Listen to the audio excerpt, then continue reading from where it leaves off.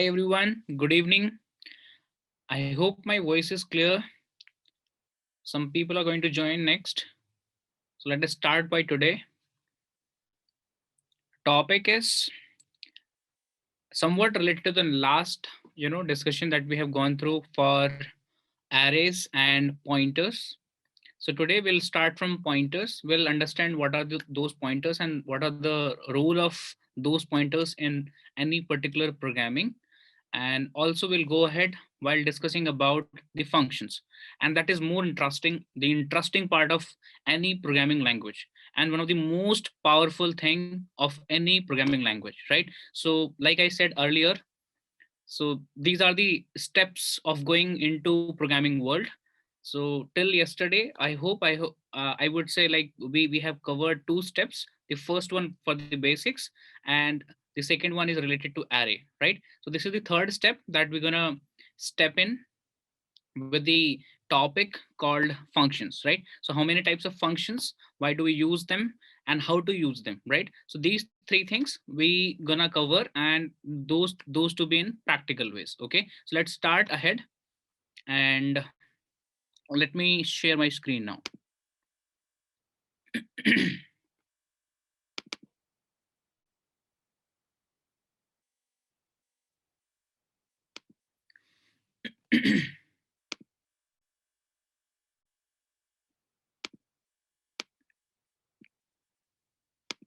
It's Sunday. I'm just ruining your Sundays, but this is somewhat interesting. I believe if you'll cover this, the first step of your programming world, as soon as possible, you can go on to the next thing. And there are a lot to cover in this technological world, in technical world, where we have number of technologies and you have very less time, right? So without any panic, without any stress, let's go one by one, and this particular part of C programming should be covered as soon as possible, and then only you can go ahead, and I would try to guide you where to and how to go in the next frame. Okay, so if you are from hardware side, maybe from EC or electrical branch, so what exactly you should do with this programming, or what you should do next. If you are from different branches like CSC or AI or other branches, so how you should process or proceed further in the next part after completing this, right? So let's start. Today we're going to discuss about this thing, the arrays. Here we have seen a term called pointer. However, we have a pointer here where we have to discuss entire pointer in detail. So today let's understand what is this pointer and why do we use it. A small section, let us cover that, so that you would get an idea about these pointers. And further we'll discuss about function. We'll see if we can cover all category of functions today, right? So this is what we have agenda, and let's go one by one, right? So let me start by my writing pad.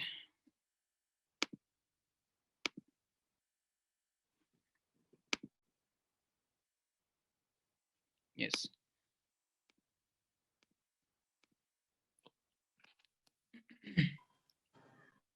So what we have discussed, suppose we have an array, and before array, suppose we have a particular variable. Suppose we have a variable called int I is equal to 5, right? So this 5 will be stored somewhere in the memory, right? And we don't know where exactly that data is going to be stored, that value is going to be stored. So suppose somewhere here, and that is a random location. Suppose that location is 450, right? At this location, this 5 is stored. Again, we have a variable called j is 10. Suppose this 10 is stored somewhere on another location, maybe 500. This is the location, right? This is the address. You can say address or location, right? Now, these two locations are very interesting for us.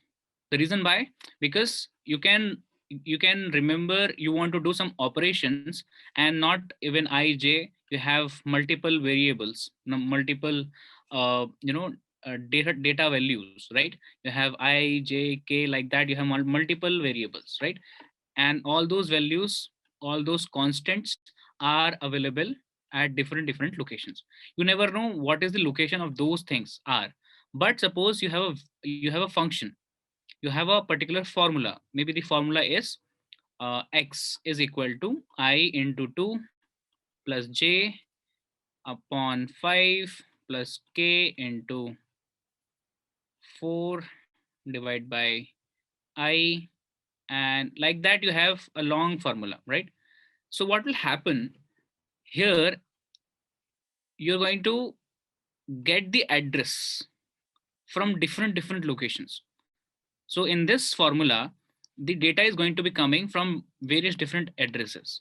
However, on the other hand, what you can do, you can make a array, or you can prepare the addresses in different array, right? So suppose you have made an array where the addresses are stored 450, 500, and maybe 650 whatsoever, right? So if this is an array called uh, q, right? So this array is actually storing the addresses. And now what will happen, if you want to do something here, something here, something here, something here, then you need not to remember the addresses, right? Now you need to just remember the location of this particular array, which is 0, right? So from 0th location, the next location would be first, next location would be second, right? Next location would be third, and that is for sure. So likewise, your locations are not coming from different sites, and it will not take different amount of time for each value and calling for every single value, right? So what will happen, instead of that, what will happen, you can call these values from the array only, right? But this array is very special. And why it is special? Because this array is not storing any specific value. However, it just store any specific address. So a kind of array, or you can say a kind of memory, where addresses are stored, right? Where addresses are stored is called as pointer. Pointer always points to addresses, right? This is the simple definition of an pointer basically in any programming language. So pointer means which is pointing to an address, okay?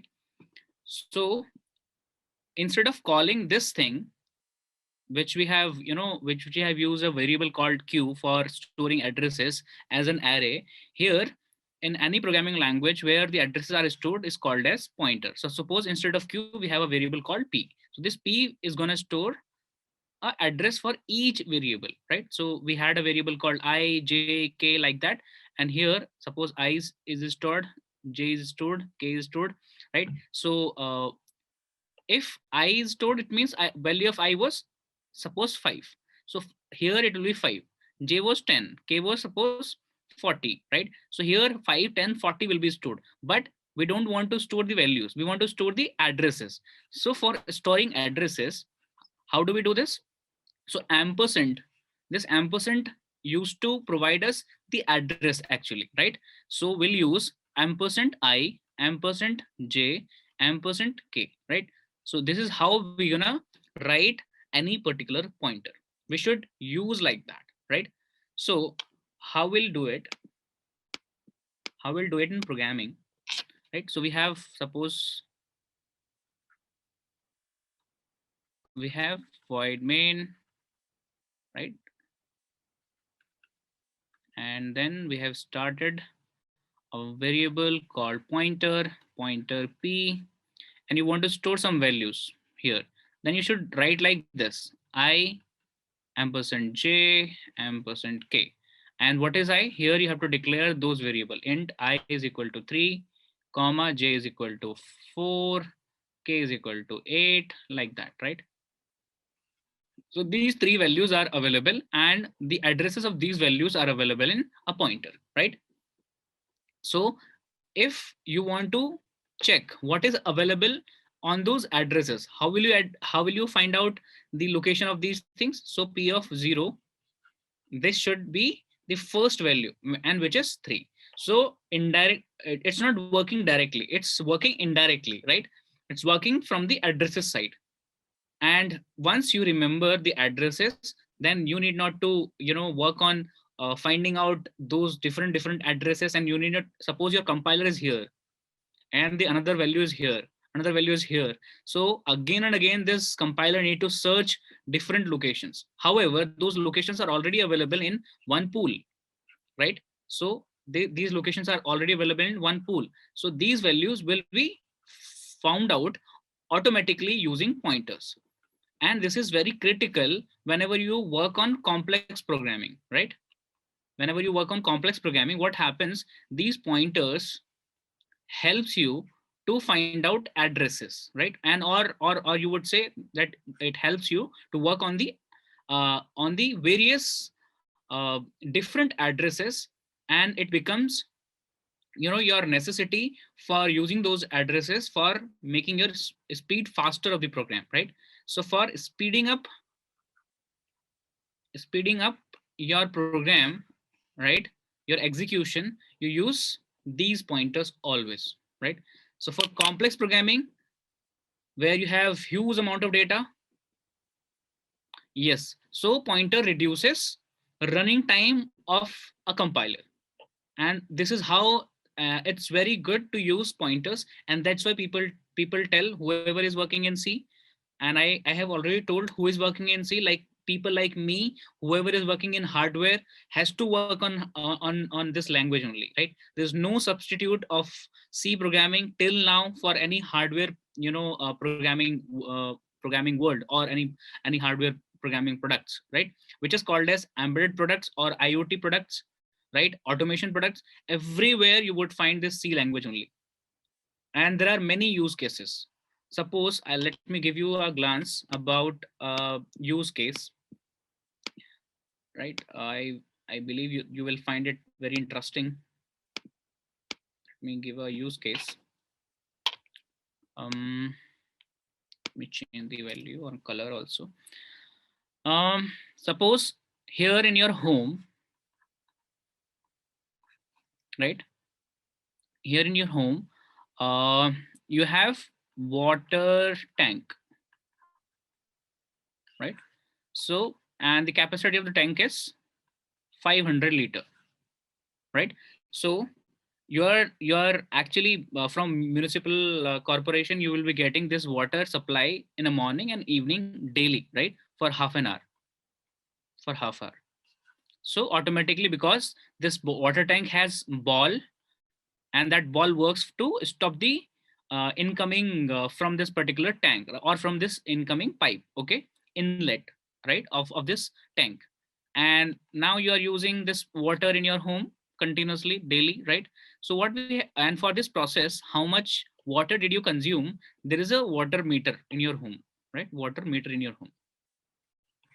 So this water meter is actually sensing how much water and the capacity, you can say capacity of that water, how much did you consume in a month, right? So 135 liter amount of water is actually the authorized amount for each member in the home by the government side, right? So suppose you are 5 people in your home, so 5 into 135 liter is given by the government free of cost, okay?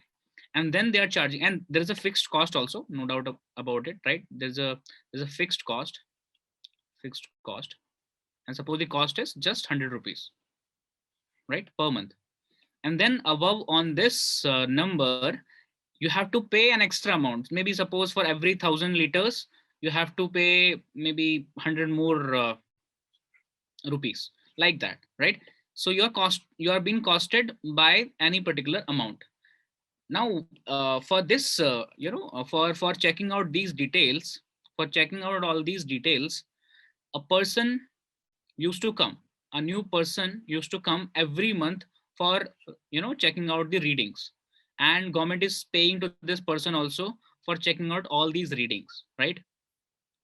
So this person is actually, he has a duty of going into maybe more than 500 homes. For every 500 homes, there is a person who is checking out those details, right? And this is how we are actually getting the bills in our home. And they used to provide bills also every month. You will get messages, you may just pay these bills by any online method also, right? So earlier it was not there, but now if you want to form a smart solution for that, right? If you want to form a smart solution, instead of water meter, which is manual meter, right? Like that we have energy meter. Like that we can have multiple devices, automation devices available at home, right? So for all these things, for energy meter, this is what we are actually checking out, how much energy we are consuming, right, per kilowatt in our home, right? Like that. So we have different meters. Just let's talk about one single solution of water meter only. So we have, instead of manual meter, we have made IoT meter, or you can say automatic meter, where there is a sensor. Here, this is your meter. This is sensor, which is sensing how much amount of water is going to be in going to be the inlet side, right? And so this amount of water is going to be sensed, and this sensor will provide the information to a hardware called motherboard, right? Motherboard. So this sensor is just a small unit which senses how much amount of water is going to be passed, right? So this information is going to be passed to a motherboard or any hardware, right? Any chip. This chip will sense the entire information and will send the signal to via GSM technology, right? You have mobile phone available in your hand, right? So there is a GSM technology where in this board SIM module is available. SIM, right? Like same for any service provider for Geo or something like that. So some any particular SIM is available here. And once the government has decided they are going for Vodafone or something like that, so they did this recharge for whole time, right? For all the time, maybe for 10 years, suppose, right? For 10 years. For 10 years. So what happened through this GSM technology, because here you will get GPRS also. GPRS means internet, right? So your data of this consumption is going to be centered on a server, right? On a server. Server means, you can say, right now there's a computer, remote computer or department computer, remote or department computer, right? Here entire data of each home is going to be stored. So suppose there is a person who was getting a salary of 10,000 rupees, 20,000 rupees per month, right? Due to this, we have saved that amount for every 500 homes, right? 500 homes, and their salary was 10,000 rupees. So there was a cost of 20 rupees per home, and they were charging only 100 rupees of per home. So this was this is just a small calculation about the cost and everything. Why the automatic meter will help us so much. And there was a delay, because this person will go to all the homes, right? He will roam for one home. Suppose this home is closed, right? Then this report should be maintained on the server side, right? He will go to department, number of people are available there, he should report to those peoples. So all these people have got, right, they were being busy for recording all these information, and they were entering into computer manually, right? So instead of doing this meter, automatic meter, is doing all this for us, right? Now the problem is, here this is your server, or you can say department, right? Here there's a water meter. What if there is no signal? Sometime there was some leakage in a home, something, maybe some extra reading is going on, maybe the battery is not working up, for any reason. If something is not going on, so what, we are storing some data. Here there is a memory available, memory card is available, right? So in this memory you are also storing the same data which you are sending to any cloud, right? Suppose there is a connection break in between this, so you can store this data into memory. And what will happen, department will get a notification if for consecutive 3 days this information is not going to come from any particular water meter. Then this department will get notification, okay, so these meters 1, 2, 3, 4, 5 out of 500 homes, these 5 meters are not working properly. So you should send somebody, or there's a command, a special command to check whether some connection problem or something from remotely they can access it, right? So this memory, whatever data was available, you have to access this information and send again back to this department, right? So all these things, whatever is happening at this water meter site, is happening in embedded C. Or forget about embedded world, called about C. So whatever example I have given, this was a use case. Right? Here everything is going to happen in C language only. So let me tell you what is going to happen and what how you will build this solution. So everything is going to happen with the help of C language. Okay. So using C language, first of all, you will sense the information from sensor S1, right? Then you will sense from sensor 2 that is there any leakage or not, for leakage detection, right? Then GPRS setting, whether network provider is working or properly or not. For memory, data is stored or not, right? Once the information is sent to server or department, then this memory should be cleared. So you will handle the file which is storing the data, right? Which is storing a data, which is called as file handling, right? So here arrays will be in use for sensors and GPRS data for memory. File handling will be available, and if there is a long data available here in this memory card for suppose for 3 days, because every minute you are getting some data from sensors, right? So then there's a huge data, and this huge data would take a lot of time for processing every information. For making it faster, you can use, and you have to use, pointers over there, right? And deletion operations, updation operations, right? Writing operation in the memory card, reading operation from the memory card, everything takes a hell amount of time. And that to work with C language, it becomes very critical to work on time as well, right? And there's a topic comes into picture called pointers, right? It's just like pen drive. Okay, you can consider that as a pen drive, right? So that will be one specific solution like a pen drive, which will be placed at your inlet of the water tank, and that will be working automatically for you, right? So you can say like um, you have a particular pen drive type of device where the SIM is inserted and everything is working automatically while configuring that machine or the device from remote area, right? This is how it is going to happen in future, right? I have told only one single solution. There are million solutions of like that, and every solution requires you know a great team of suppose 50 people, right? I'm telling very less number of people in a team. So millions of peoples are required for all these million solutions. And there is no end of working with these solution or generating new solutions for new problems in the world, right? Think about how much uh, how much requirement is there for C programming for such product development section, right? So whatever we are actually understanding, whatever we are learning nowadays is very critical and very important. So if you have some doubts, any doubt related to these topics, please ask me 10 times. I have no issues replying for your questions.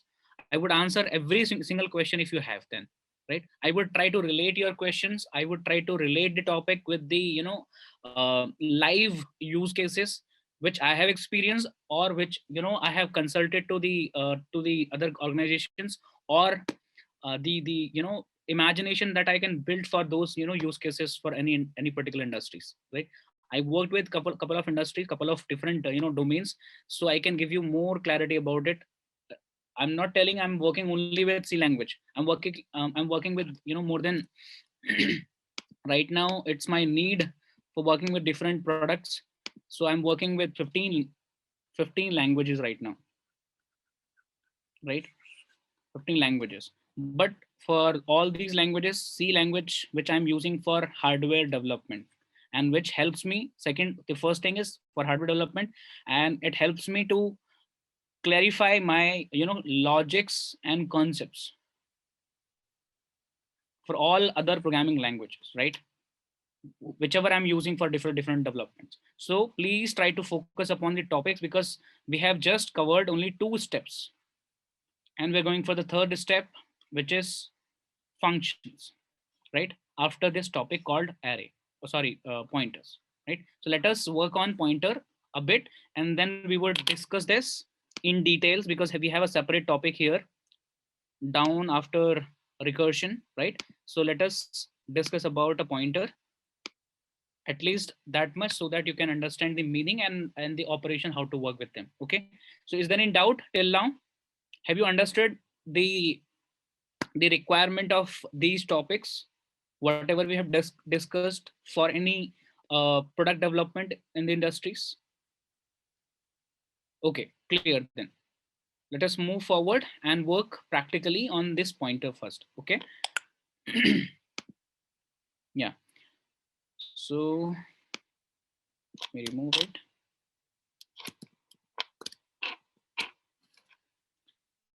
So let us create a pointer, and for creating pointer we have asterisk. If you use asterisk after a variable, which means multiplication. If you use before the variable declaration, which is called as pointer. Okay, now you have another variable, suppose b, which is equal to 10, right? Now I want to check the address of this b variable, right? So let me write address of variable b is percentile d, comma, ampersand b. So this ampersand and asterisk are of similar use for one reason, right? For addressing mode, right? However, this star or asterisk is used for multiple other purposes also, right? So the purpose of this ampersand is for addressing, right? So what is the address of b? Let us try to run this code and check.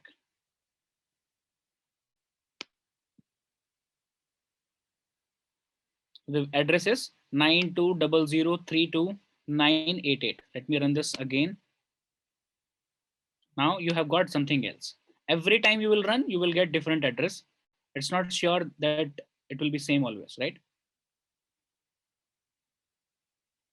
Yeah, so you're getting a negative also. So you need not to worry about the addresses. Now the problem is, instead of remembering those addresses for you as a programmer, there is a pointer which can do the same task. Okay, so what we have done, let me use a is equal to b, right? Or ampersand of b. So a has stored the address of d. So instead of ampersand of b, you can write a. Okay, you can write a. Now you will run this program. You will get this same information, right? So address instead of, yeah. So you will get, so you can say there are different ways of writing the same thing, getting the same output. Addressing of that variable b can be done through ampersand b, or you can just copy that data into a variable, and this can be copied into a pointer only, because pointer points out to a particular address. Now you are interested to get the value of that pointer or address, I would say. So whenever I'm saying pointer means address, right? So you want to get the value of that pointer, right? So you got the same data which has been stored somewhere on different location. So this is how you can access any value of a pointer. So the first thing that you should remember and understand, that to access any value of any pointer or address, you have this asterisk, and you should use that variable also, or you should use that variable which you have declared as a pointer type, right? Okay, so now this is one of the pointer which is of integer type, which has no length, right? Once you have declared something, there's no length, no specific length you have mentioned over here. Suppose you are writing like this, This is somewhat true. You can declare like this also, but pointer does not specify any value. Pointer does not specify any value, right? So instead of using this, what you can do, ampersand b, ampersand b, instead of using this, you can directly write this thing. But again, I'm telling you, using all these, or declaring all these things in initialization is not a good option working with the pointers, right? Okay, so now let us do one more job, right? Like suppose I have b as an array of 3 values, right? Let me use this 20 and 30, right? So we have 3 values available in b. It means if I would use ampersand of b, what does it mean? And similarly, let's try to run this code also. So we have got only one single value. We've only got one single value, not all the values of b, not all the values of b. So what happened here? However, in a, suppose if I'll remove this, so it will just print the address of b, but not all the addresses, only the first address, only the first address of this particular location of 10, right? So 10 is stored at this location. Now I'm interested to print the value of next location, right? I want to print, so I should use asterisk here. So this asterisk will print here using this thing is called as that you have copied the entire data of b into a, but all the addresses of 10, 20 and 30 will be stored in a instead of the values, right? Okay, so this is how I'm running it. Only we have got 10 here, right? Now I'm trusted to get the second value also, but not with the help of array, with the help of pointers. So what should I do? I should increase the value like this, a plus plus. Let me again print the same sentence here, right? And let me run this.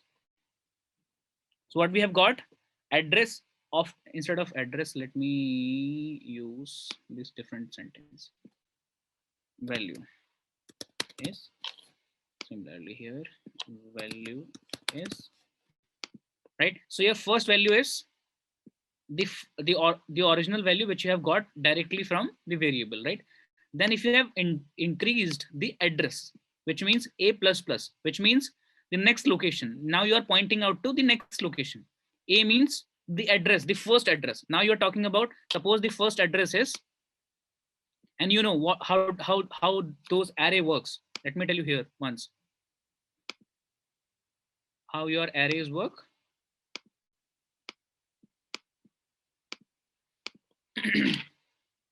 So if you have declared an array a of 3 with 3 values, 3, 4, 5, right? So this 3 will get a particular location, maybe suppose 400.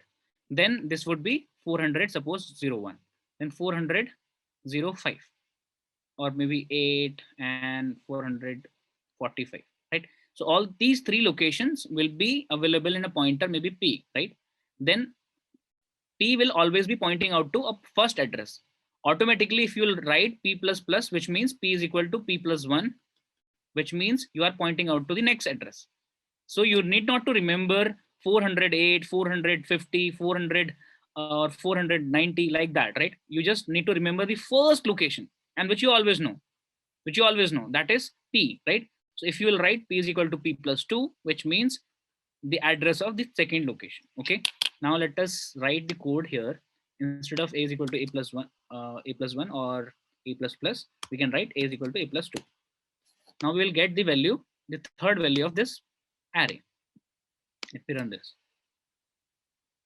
right? So we have got 10 and 30. So here, this variable helps you to just work on those values directly, right? Now can we do the calculation? If I have a variable c and c, right? C is initially 0. Can we do this calculation like this? C is equal to a, And because once the address has got changed, now the address has got changed because A has become A plus 2, which means the next address. So if you'll write C is equal to A here, and if you will print C only, let me print C.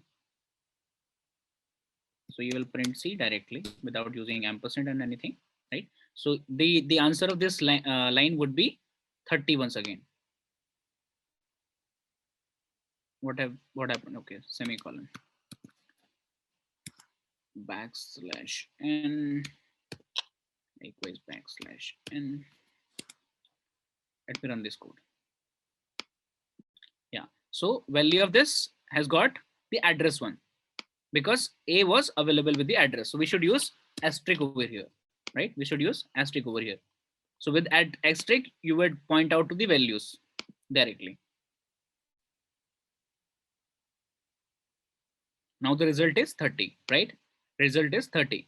What I am interested in, I am interested to operate something like this, 10.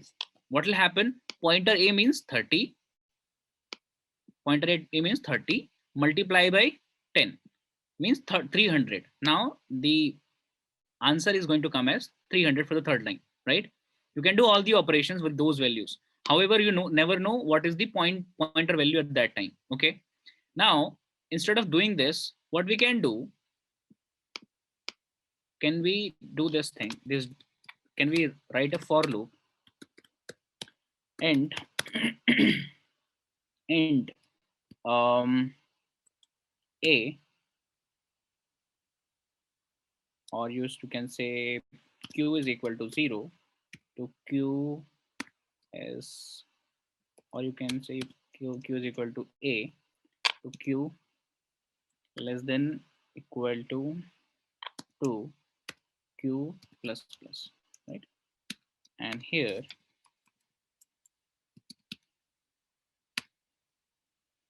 just try to check what I'm going to do here, right? So what we're going to do, every time the value of A should be incrementing. Let me use A plus plus here. So initially the value of A would become 0 because it was 0 itself. So first value will come, which is 10, and 10 multiplied by 10, that is 100, should be the answer. Next time, because it's going for 3 times, this loop will be running for 3 times. Then what will happen? Now the value of A, this thing will come 20. 20 multiplied by 10 will come as 200, right? Because A here, the address is going to be incrementing automatically. Let me run this, and the 3 different answer will be coming as 100, 200, and 300 according to the program output, right? Nothing has come. What happened? Did we go inside this? So what is the value of A then? A is something big. It may be any address. So what we can write here, A is equal to A plus 2, right? But because the address is going to be incremented, again, the answer is something bad. So what we should do here? Somebody is asking the question. Sir, Q is equal to A में 0 क्यों है? Q is equal to 0. Q, where is Q? Q is equal to A. Where is Q? Where is Q? Q, Bevav. In for. It's not 0, it's A only. This is A. So for address तो 0 1 2 3 ऐसे start होते हैं.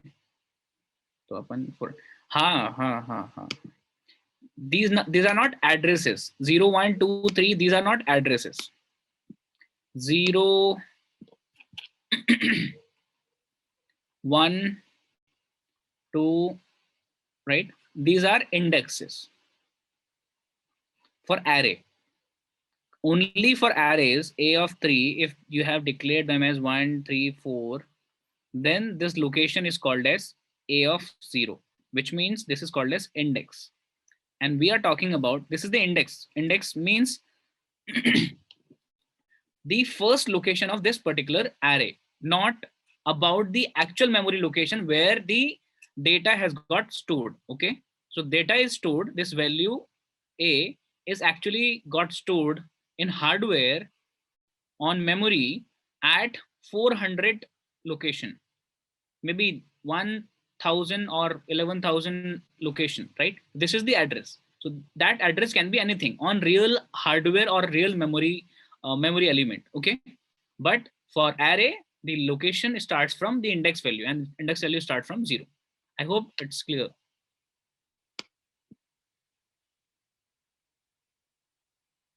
Is that okay, Ayush? Yeah, okay, thank you. Yes. So here we are not getting any answer, and the warning is coming up. Comparison between pointer and integer, something here is going on. So let me start by 3 times, 0 to 2. Let's see what happens here.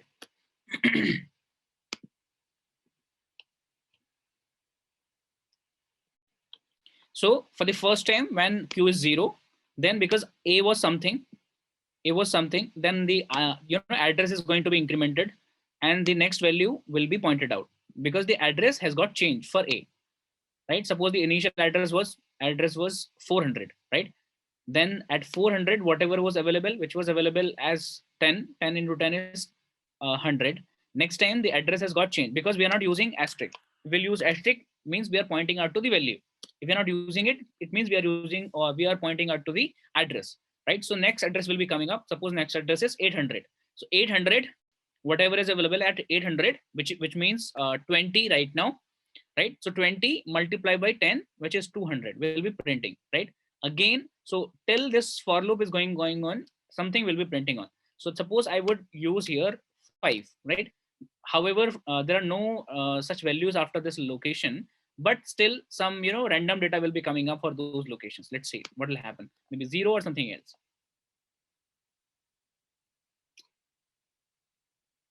Yeah, so 0 0 0, but some other values are also coming up, right?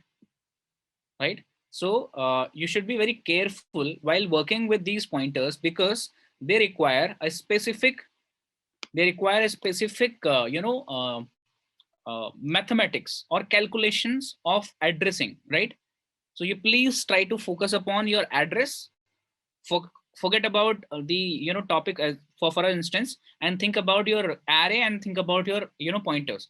So array are just a collection of values of similar data types, and you work on the top layer, right? You don't you never get concerned about the memory locations.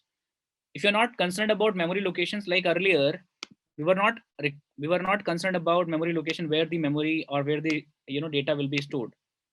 Let me give you a hint here once again. Earlier we were not concerned about it. We were just simply writing a of 10, sorry, a of 10, the 10 different values, right? So we were not concerned where all these 10 values are going to be stored, right? But in pointer, what if you have stored this data in p is equal to a like this, and p is in pointer here. So what will happen? P will store all the addresses inside this p variable.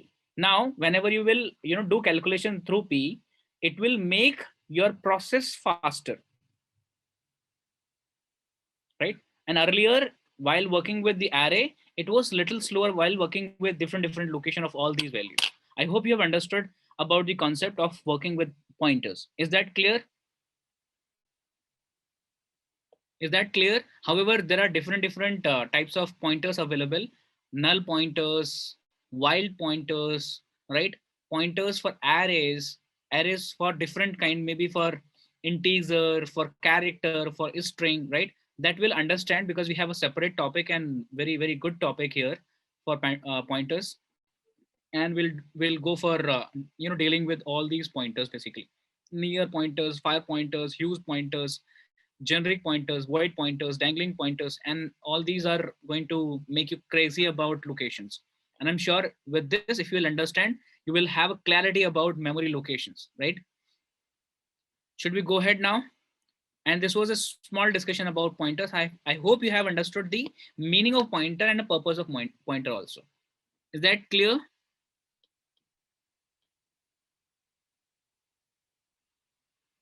Is that clear, everyone?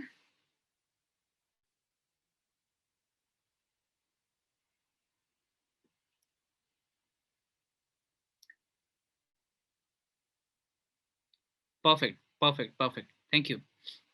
So the next topic is function. Today, let us just understand the purpose of function, and tomorrow we'll cover the entire part of function in practical ways, right? Because I've taken much time to explain you the use case and everything. So function, so you just try to think about two words, function and loop, right? Both are of similar kind, solves a similar issue, right? It just reduces the line of code in both the sides, right? So loop is helpful for reducing the number of lines of code, and similarly the function is. Now let us take an example where suppose I have void main, right? And I have a formula. Suppose I declared a variable called I is 3 and int j is 4. Likewise, I have multiple variables here. So I have made a formula c is equal to maybe a is equal to I plus j, right? And I want to print some values. Again, the values of I has become something else because I have changed the values of I. I have changed the value of j, right? I was taking user inputs and every user is changing the values, right? Again, I have to use this same formula called a is equal to I plus j, right? I did something, then again in the program, somewhere after 50 lines, 50 lines, again I have to use this formula. So if we consider a case where if we have if we have a code void main for 1000 lines, 1000 lines. If this section, the initial section or somewhere in the code, there are suppose 5 lines, right? These 5 lines are repeated 5 times. It means you are writing 25 lines here. So this portion, wherever the consecutive portion is going to be repeated and going to be used again and again. If you want to reduce these number of lines, then loops are good. Not for loop, I would say loops are good, right? When should we use loops? Whenever you are having similar repetition, continuously, right? Here in continuous, process, you are just repeating the same number of lines. You should use them within the loops. You can use while loop, do while loop, or for loop, whatever you think is suitable and good for you, or comfortable. You are comfortable with them, right? Now the case is, suppose these 25 number of lines are going to be repeated at different section in the program, and the program was very long. So for this, you have a for loop, you have for loop, you have, for every single condition, you are just using for loop, right? So you have used this for loop for the first time, second, third, fourth, fifth, sixth, seventh, like that, at suppose 8 different locations. So what happened is, here you have reduces the number of lines from 25 to 5. So 5 lines from 25 lines, 5 times less. But here again, you are using it for 8 times. 8 times, which means 5 multiplied by 8, which means 40 number of lines are being used. So you want to just reduce the number of lines again from 40 to 5, right? You just want to reduce the number of lines from 40 to 5 because same thing is going to be used. So once you think any block of code, let me repeat my words once again. If you see, if you have a requirement in your long program, in a huge program, for a small block to be repeated again and again at different positions in the program, then you need some specific section to be represented for that block, right? Okay, so let me call this thing in different words, right? So you have, this is your program, this is your entire program. Here your block is this block is going to be repeated at different location, and this block has 5 lines of code, right? So whenever this block is going to be repeated, then you can represent this block with a name called Suppose XYZ, and this XYZ is called as function. Now this you can call it as function or command, right? CMD command. So this command is going to be represented for this block. And now whenever you need these 5 lines to be repeated in the code anywhere else, instead of using those 5 lines, you can refer to this name, and the name you have given already, and that was user given name, right? User defined name. So you have defined that username is XYZ, right? So it's a kind of label. It's a kind of specific keyword that you have decided, that user has decided, right? Or a programmer has decided. So this keyword XYZ, instead of using 5 lines of code, everywhere will be changed. So instead of 5 lines, only 1 line, only 1 line, only 1 line. Likewise, instead of 5, 5, 5, 5, 20 lines, only 4 lines are enough. This is how you have reduces the number of lines. For loop, again, you are reducing lines, number of lines of code, and with the function also, right?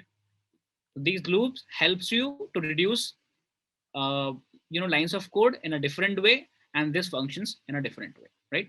For similar for a specific location, then you go for loop. For multiple location of the same block, you use functions. I hope the purpose and the topic is clear. Any issue, anyone? Have you got an idea where to use and why to use function, and how it is different from loop? How it is different, or there's a different requirement for these two topics called loop and functions in the program. Is that clear? Any question, anyone?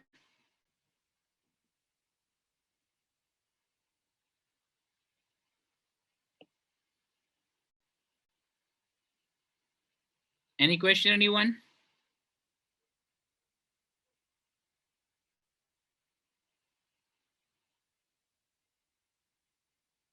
No?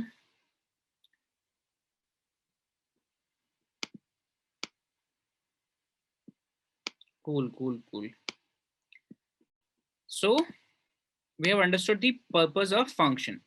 Now, functions have got three important part: first, second, and third.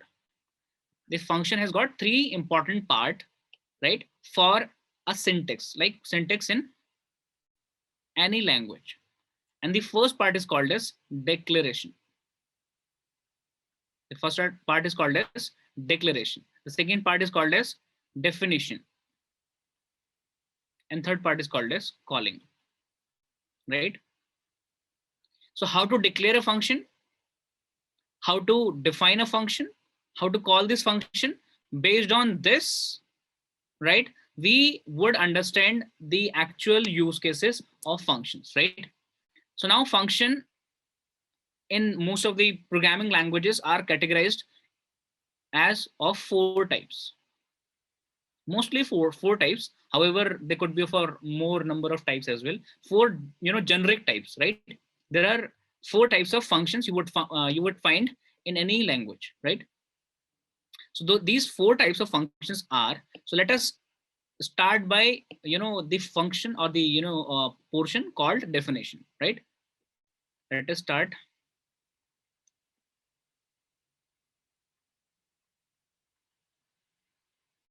Talking about the second thing called definition.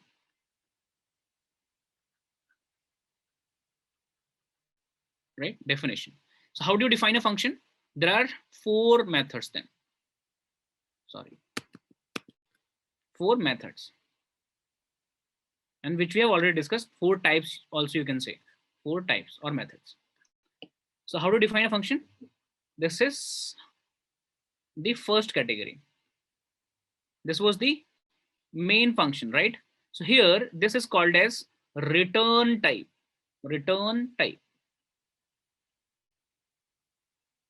Right? This is called as name of the function. And this inside these small bracket, if you are writing something, is called as, this thing is called as arguments, right? So this was the main function. Main function means compiler will start working from the first line of this main function. Whatever you write here, suppose int I is equal to 3, then this data or this line will be executing first, right? So this was your main function, right? So now you've got three things: return type, name, and argument, right? So you have got name, return type, and argument, arg. So these three things are important for us for defining any function, for definition of any particular function. Let us forget about declaration and calling for a moment, right? Let us talk about declaration, definition, sorry, right? Here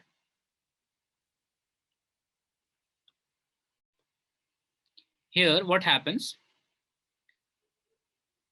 let us talk about, let us prepare a table. Just hold for a minute, right? Let us prepare a table here, and where we have return type and arguments, right? And name, you can decide anything, right? This name could be anything. You can say XYZ, right? Some maybe whatsoever, right? You can give any name here. That is in your hand, right? You should give the name to which you can remember for a long time, right? You should give proper names. If you will give name like XYZ, right, and you were doing some calculation later, after 10 days you have written a code today, but after 10 days you want to read that code, you want to check that code, right? You will forget why you have used this name XYZ and what was the purpose of this function. So better to give a proper name here. So suppose you're doing summation, then you should use sum, right? Likewise, you can give any name here which you can remember for a long time, right? So name is not an issue. Name can be defined, can be given by a user, by a coder, and that could be anything. But with the help of return type and argument, we can decide there are 4 categories, right? So return type, is there any return type? Yes. There is no, suppose no, let's talk about no first. There is no return type, no argument. There's no return type and argument. There's return type, no argument, there is return type and argument, right?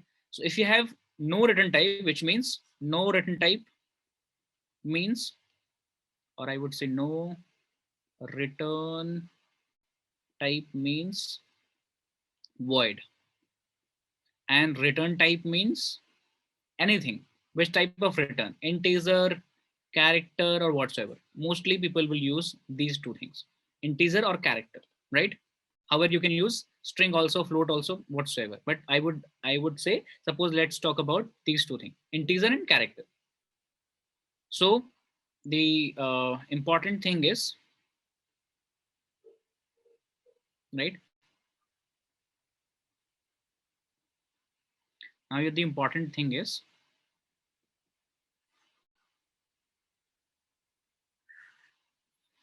here no return type is void and return type is int or char, suppose for a moment. So whenever you're writing void main, right? Void main, then this is your return type, and which means no return type, right? This void means no return type.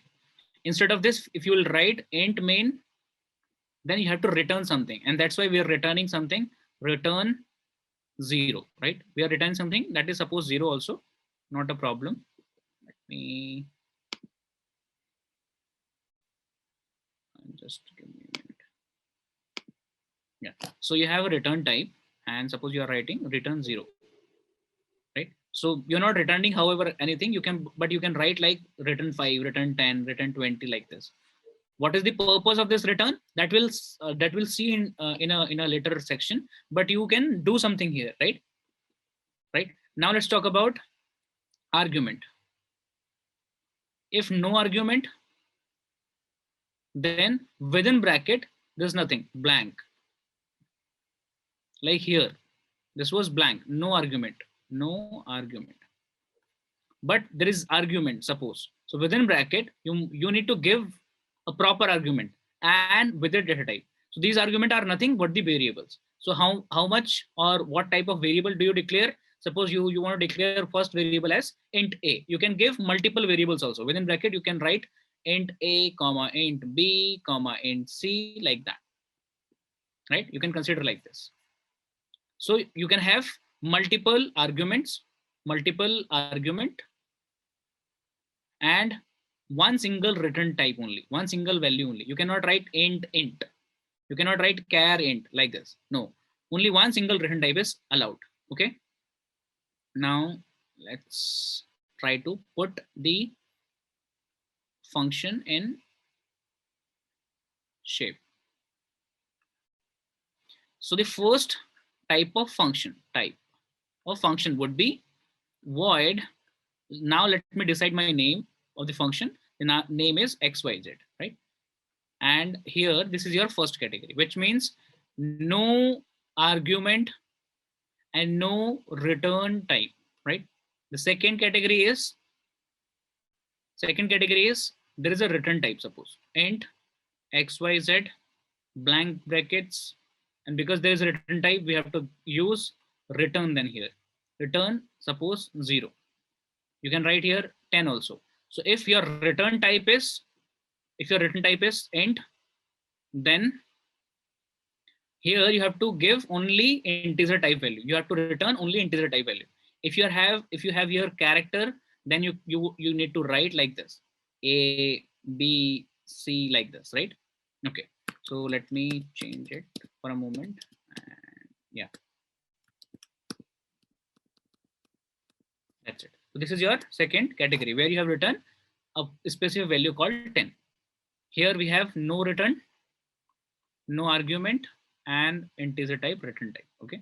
Now the third category that we have is void and xyz within bracket int I, right? So here we have integer type argument, and only one single argument is available.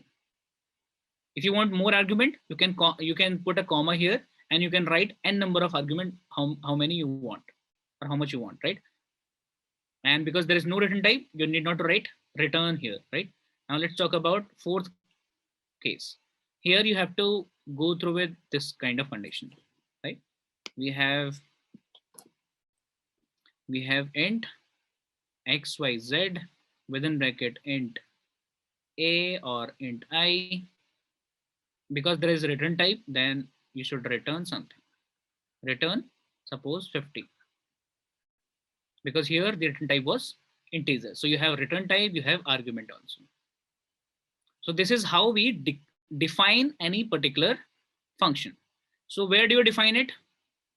Where do you define it?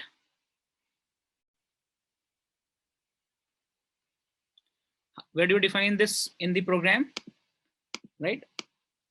So this is your body, hash include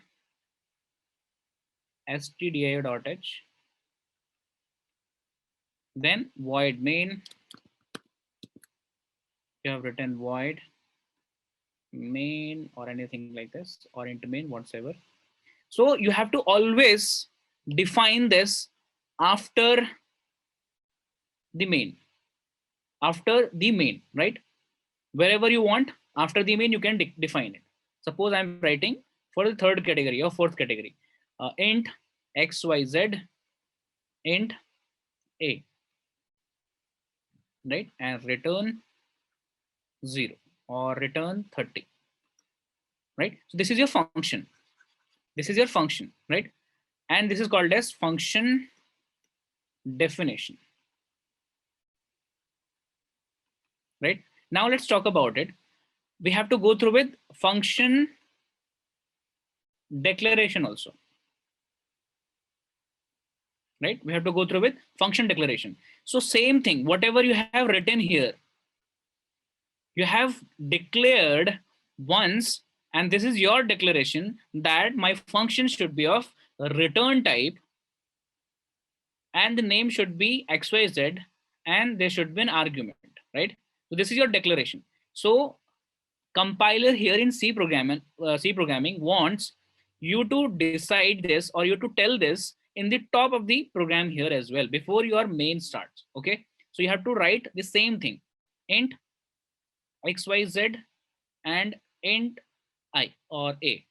So this is what is called as, and if you put semicolon here, there is no semicolon here because you are going to open the braces or brackets, right? So there is no semicolon. If you put semicolon at the end for the from the or for the first line of your definition, whatever you are writing here, please try to put on the top of this main function and put semicolon over there. This is called as declaration. Declaration. And suppose this is your function. Now this your function named as XYZ, right? This is named as XYZ. So in your main program, if you put XYZ, and because you have used here int A, so you have to pass a value here.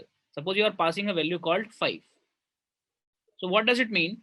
This is called as calling. This is called as calling. We'll go through with number of programs and we'll understand them properly. But for a time being, you can understand calling will always be in main function. Calling will always be in main function. However, if there are 10 number of functions of such like that, XYZ, instead of XYZ, we have SOR, we have LNB, right? So you can call this XYZ in SOR. You can call SOR in LNB also. You can call LNB in SOR or LNB in XYZ, right? So calling means you have to call through the same name. And if your definition or declaration was of this type where there was an argument, so you have to pass an argument. You have to pass the argument of similar kind, similar data type, which you have defined here. So data type was integer. So here you have to pass an integer value. Otherwise, compiler in this C language will not understand this. Now you are going to return something. Now you're going to return something, and returned value will be of integer type. So you have to grab this value somewhere. Grab means suppose I have declared a variable called P, right? So you have to grab this data into a variable called P. So this will be the exact definition, calling of this particular function. And why we have used P? Because something is going to be returned. So you can consider an example. Suppose this is a function, right? So you have told your friend that go to that shop and bring something for me for eating the food, right?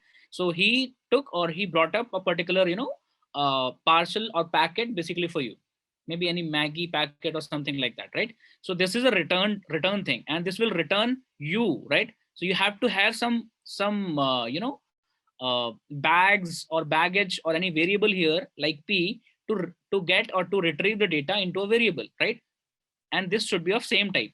So you are going to return the data of integer type. That's why we have declared this data of integer type, right? So what will happen now? This line in this main function can be written 100 times, 1000 times. And here in this program, in this function called XYZ, suppose there are 50 lines. So you need not to repeat these 50 lines here again and again for 1000 times. Just you need to write this particular line. That's it. And this is how it is. I hope you have understood the purpose of function and types of function. Types of function, also declaration, definition, right, and calling. Have you understood this? We'll go through it. We will understand all type of function practically also tomorrow, right? We'll take a use case and then we'll go through with all 4 types of categories, right? Here we have seen categories. Let me go up. The categories were related to no return type, no argument, like that. So we'll start from the first category and then we'll go to the second one, third and fourth. We'll go and check how we declare and define and call these functions and why to use them, right? And this is what we have discussed today related to functions. Before that, it was related to pointers, right? And we have started with the location or memory storage. Is that clear? Any problem, anyone? Any problem, anyone?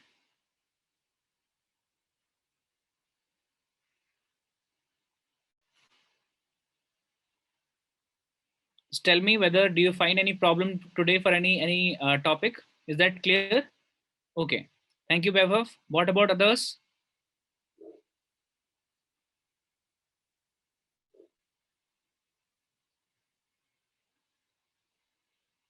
Clear, clear, clear, clear, clear. Okay. Cool, cool then. Cool. So tomorrow we'll meet at the same time, 8:30, and we'll discuss the practical implementation of functions. And let's see what else do we have in this chapter.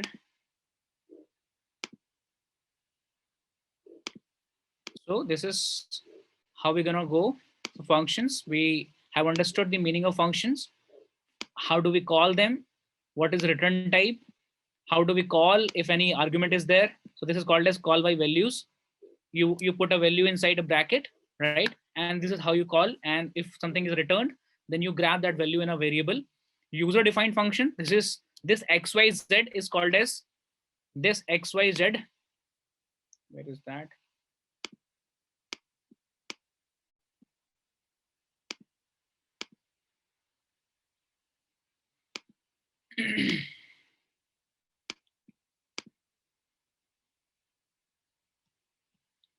I don't know, I might have missed something. So user defined function that we have declared xyz. And what is predefined function? That printf, scanf, right, void main, these functions are already given. So these are called as predefined functions, right? So theoretically we have understood these things.